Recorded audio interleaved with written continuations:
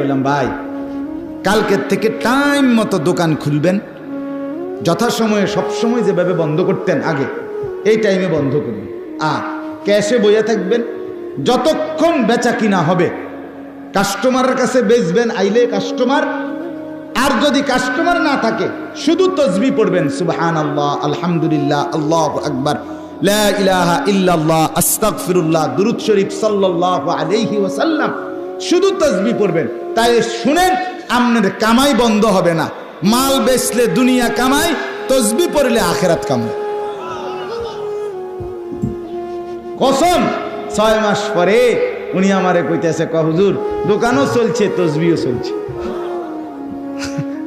ব্যবসাও আর ছাড়তাম না, তসবিহ আর কি ছাড়তাম।